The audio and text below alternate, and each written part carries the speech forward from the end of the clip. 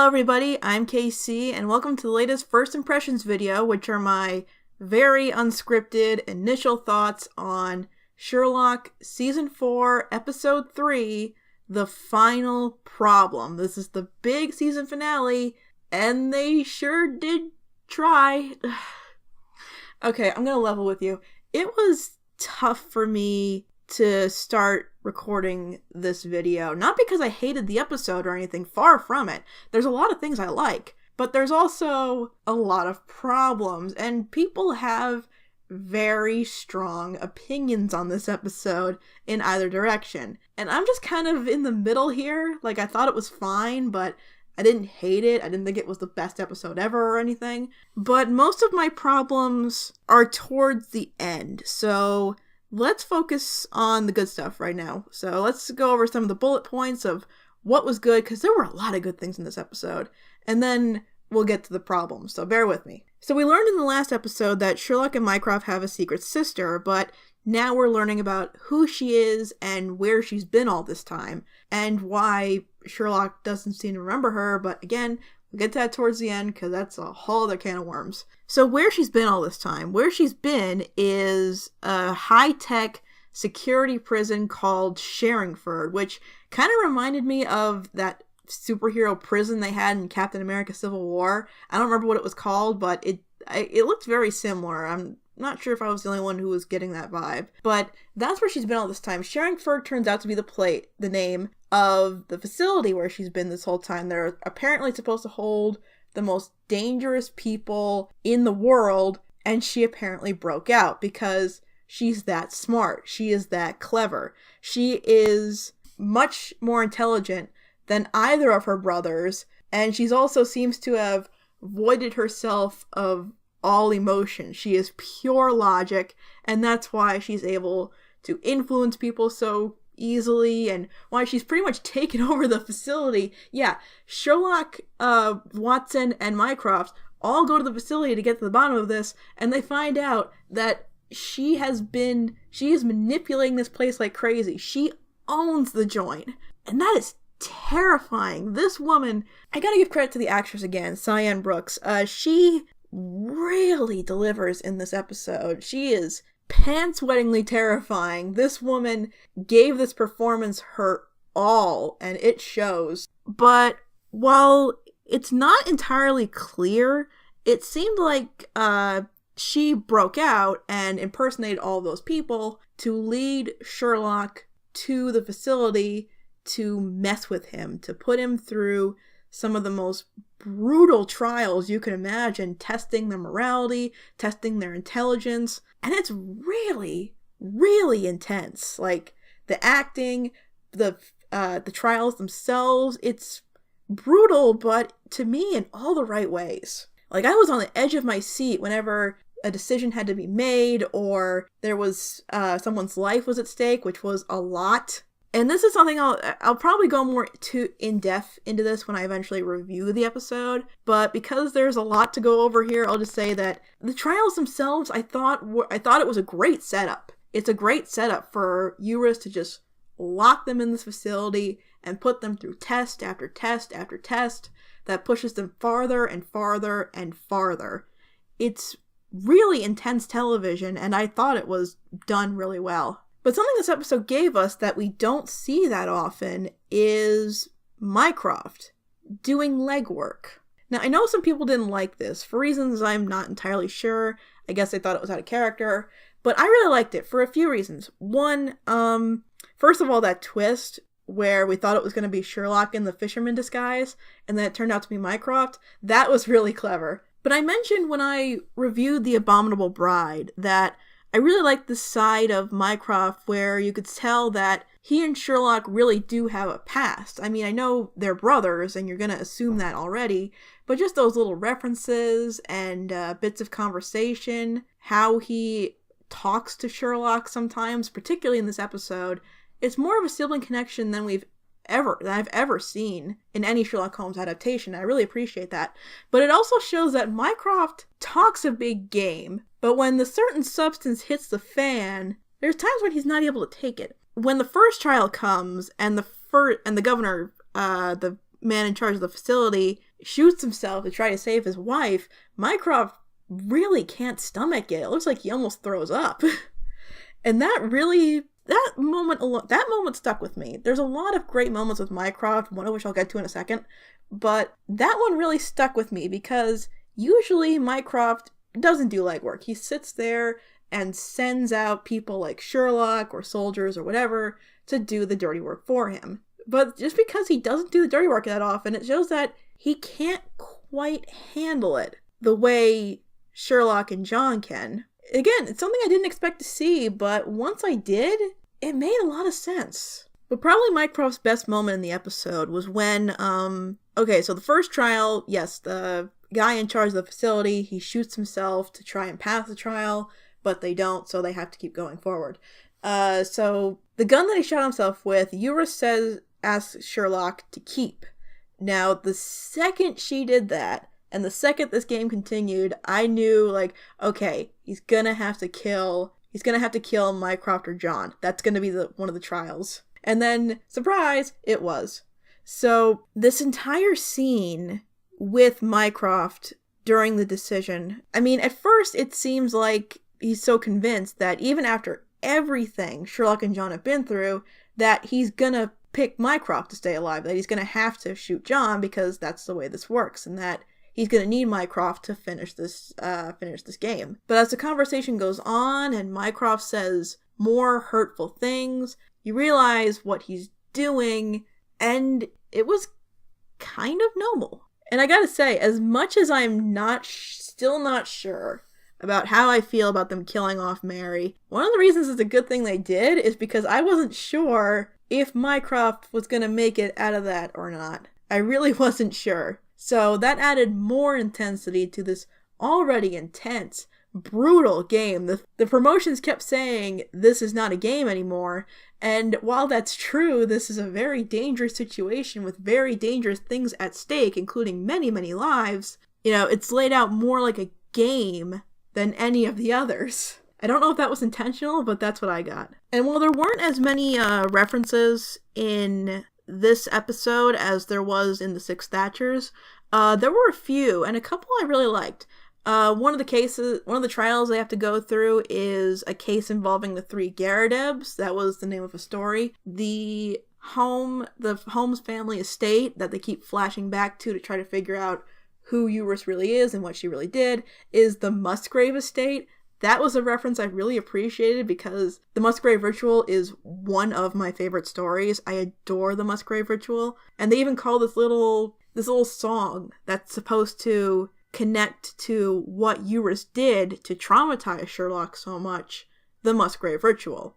And I really like that. There was one more reference. Actually, there were two. But again, I'm going to get to those later. For now, before we get into the problematic areas, because there are a few, I wanted to bring up Moriarty. For a brief second, they got me.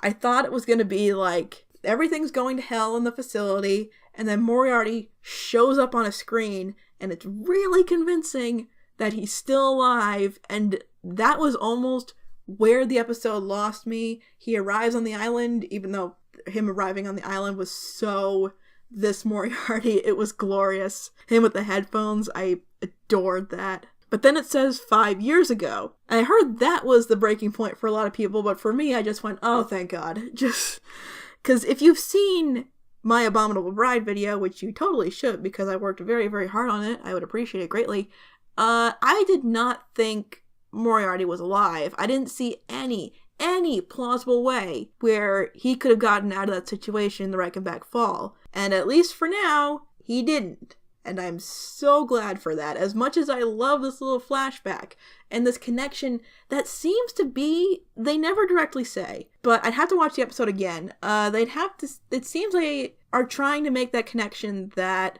the Did You Miss Me thing was a connection between this grand plan Euros concocted with Moriarty when Mycroft let her have 5 unsupervised minutes with this guy. Are you serious? Like, for a man who runs most of the British government, he is really good at making really bad decisions.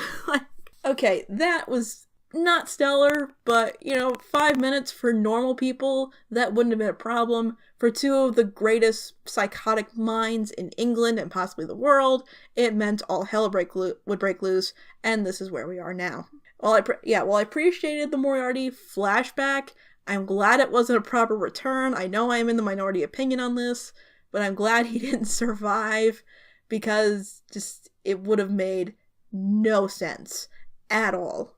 But, okay, I put this off long enough. There are problems with this episode, and unfortunately, they are big ones. So as much as I love the setup and the acting, oh my god, this may be, if Benedict Cumberbatch doesn't win some kind of award for this, there is no justice. Everything so far I really did like, but then you get to the reveals of the personal stuff and what's going on, and okay, let's start with Sherlock. The whole time, Sherlock doesn't remember Eurus. Not at all. And even that, as much as I was speculating in my last video, was like, does he not remember Eurus? I wasn't sure how that was possible. And apparently, it's just through pure trauma. Now, I know Sherlock was young. I know that trauma is a powerful thing and can affect memories greatly. But to forget an entire sibling? I'm not entirely sure if this works, but this alone, I might have been willing to buy. But then there's Redbeard. Okay, so you guys know the dog has confused me for a while. I don't get why it was so important, but in this episode, we find out that Sherlock did not have a dog. That Redbeard was the nickname of his friend Victor Trevor. And real quick, Victor Trevor, I knew that name sounded familiar. That was a reference to the case of the Gloria Scott, which between the Gloria Scott and the Musgrave Ritual, those are the only two Sherlock Holmes stories that have connections to Holmes's past. So, nice callback. That was good. But what's not good is that, okay, the reason Sherlock is traumatized is because Victor went missing, and they find the bones of a child in a well on the Musgrave estate. So Eurus killed Victor out of spite, and Sherlock not only forgot about Victor, but replaced him with a dog in his memories, and then forgot about Eurus completely when she was relocated. What? Like, again, I know that this is fiction. And even in real life, trauma is powerful and can do very strange things to the mind. But this seems like it's pushing it. I don't know. There's only so much I'm willing to buy here. And I was trying to think, okay, how could this have been fixed? I feel like I was either willing to buy, it still wouldn't have been perfect, but considering how strong it can be, I was either willing to buy that Sherlock forgot about Victor and replaced him with the dog, or he forgot about Eurus. Not both. So if we must have the foreshadowing with the dog, what I thought might have worked better was if maybe he didn't forget Eurus completely, but just thought she was dead, because that's what their parents thought. Mycroft, with the help of one of their relatives, convinced them that she was dead, that she wasn't around anymore. Why couldn't that be the same for Sherlock? Why did we have to come up with this weird psychotic trap? And I don't see a way around the Victor thing. If you must have the twist that the dog was a kid who was tragically killed, you know what? Fine. This is something I'm gonna have to watch the episode again with, but this is Sherlock Holmes, a show that's built upon logic to some extent. There's only so high I can suspend my disbelief here. And I just felt how much Sherlock forgot and how much he replaced. It just seemed weird. It would have been like this whole gap in his childhood. And I know they don't talk about it much, but they talk about it a lot more here than they have in any other adaptation. Were there never any questions? I don't know, one of those instances I might have been able to buy, but it just seemed like they were asking us for too much. They were asking us to buy way too much. But that's not where it stops, my friends, because through the entire episode, on top of this brutal game they're playing, they keep cutting back to this little girl who's stuck on a plane filled with unconscious people, and it's gonna crash. So every now and then, Eurus will let Sherlock and the others talk to the girl to help her land the plane. And this keeps going and going and going until Sherlock sorts through his memories, figures out the puzzle that Eurus left for him all those years ago, figures out the Musgrave ritual. But what is bad is that it was revealed that the girl in the plane is Eurus in her mind palace, and Sherlock has to save her. I get what they were going for, but again, and I know people have trouble with how much they use up the mind palace and how much they exploit it. This is the first time I think they've gone too far, because again, it's a decent enough metaphor. I get what they were going for, but here's the thing. They were talking to a girl. They could hear a voice of a little girl. Who was the girl? It wasn't Eurus. It couldn't have been. I'd have to watch it again, but I'm pretty sure that there were times where you could see Eurus and you could hear the girl. What was this? Here's the thing. I don't mind the twist that much, even though, again, it seems like a bit of a stretch.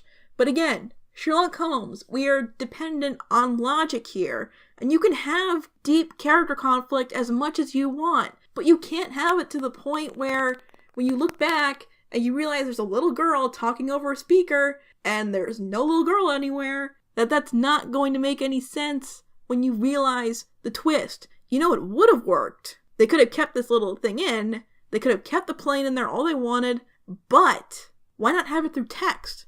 The show loves texting. Why not just have them receive text alerts or questions from the girl? You know, Eurus could have easily faked that. Again, this is an episode that demands rewatch. I've only seen the episode once. That's why I'm making these first impressions videos, to just put quick, small thoughts out there, and then we'll analyze it deeply later on.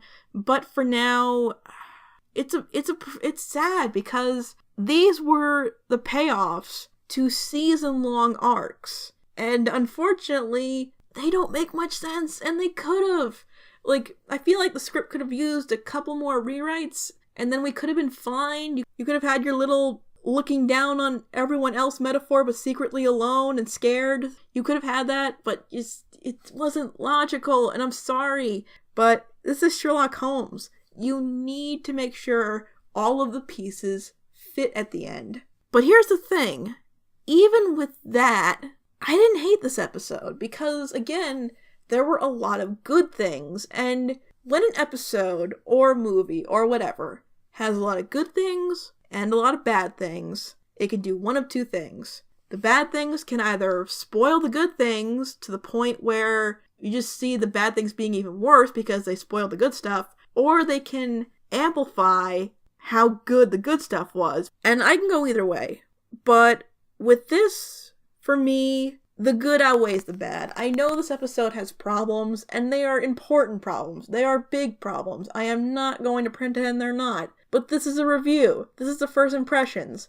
This is my biased opinions. And my opinion is, it's not the best episode. It's probably not even top 10. But for what it does, a lot of what it does, I think is really good. It could have been a lot better. But it does bring Sherlock full circle, and it makes him more human and more sympathetic. And this is something we've been building up to for a long time. And as ridiculous as the twist with Eurus is, that moment when Sherlock is comforting her, it's a nice scene. It's a really nice scene. And there's a moment towards the end where Sherlock is seen going back to the facility, and Eurus has apparently completely shut down. She won't talk. She's barely moved. And Sherlock starts playing her a song on the violin. And then after a few visits, she joins in. And they have this really nice duet and this little connection between them. And that was a great moment. That was probably my favorite moment in the whole episode, which is weird.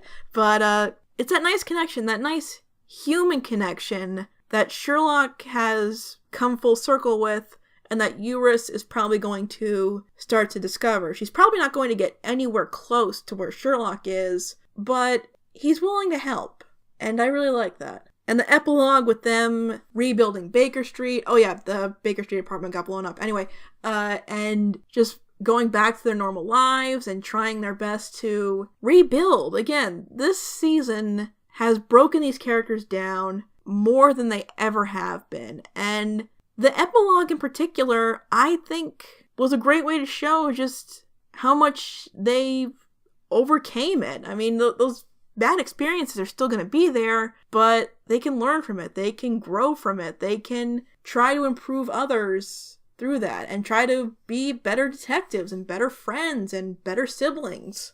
So I guess I get why people hate this episode. I understand. But what it did right, it did really, really right. Now, it did screw the pooch on quite a few places, unfortunately. But I can't deny that what was done well was done really well. And the funny thing is, the ending is a satisfying ending. It's a nice little homage to see that things will continue, that the case will go on, that the game is still on. And there was no cliffhanger, which is surprising, which has led fans to believe that this is the last season. Now, I can't find anything on whether or not to confirm this. I've heard that Moffat and Gatiss are willing to do another season, and I heard Benedict Cumberbatch was signed on for one, but I couldn't find any official source saying, yes, there's going to be a season 5. If there is going to be a season 5, it's going to be a while from now. If this is it, there are worse ways to go. Again, it's not the best episode, but I don't know. I guess it's just because now that we've reached this point, now that we've gone to the lowest of the low, now that we've had our characters broken down to the lowest points they could have gone, and they rose above it, now let's see the after effects. I guess if this is it, then I'd say overall it's a satisfying ride. I'll go more into this when I eventually review it, but because of how much the characters have evolved, especially Sherlock and John, and especially Sherlock, I'd like to see what the show would look like now, to just solving cases again, just solving regular cases. And sure, you can have the fate of England at the season finale, but, that could be fun. As much as I'd be okay if this was it, really, I prefer, when a show is going to end, I prefer to have it marketed as that. If you're going to have the series finale, make it a big deal. Make it an event. And I know this episode was broadcast in theaters. I didn't get to see it there, unfortunately. But I like going in knowing that's going to be it, so I can judge it as such. For now, we'll just have to wait, and overall, while season 4 was messier than some of the previous seasons, I can't say I came out bitter or unsatisfied. There were a lot of great things in this season. The Lying Detective, my god, is one of my new favorite episodes. That makes top 5, maybe top 3. That was just so good. But this video is probably already getting insanely long and more rambly than most of my first impressions videos, and that's saying a lot. So I'm just going to end it here before I just keep going on and on and on. But I will say, okay, so the state of things, after this, there will hopefully be a very special Let's Talk About, not on Sherlock, but on something else. Before the end of the month, I hope I can get off my butt and finish that. Oh, that cold kicked my butt. Next month, I have a special theme month coming up of 3 very special Let's Talk Abouts. And March right now is the goal for a proper Let's Talk About on Sherlock Season 4. Because I want to give these episodes time to age. I want to go and watch them again, and then maybe watch them one more time at the end of next month to see how much these hold up upon repeated viewings. So that's all I have to say for now. What did you guys think? I'm terrified to ask, but no, seriously, if you liked it, if you hated it, if you like what I had to say, if you hate me for thinking this episode was anything but incompetent, let me know in the comments. So thank you guys for sitting through this long, rambly video, and hopefully we'll see the Baker Street Boys again in a special or another season. Hopefully the game continues. See you later.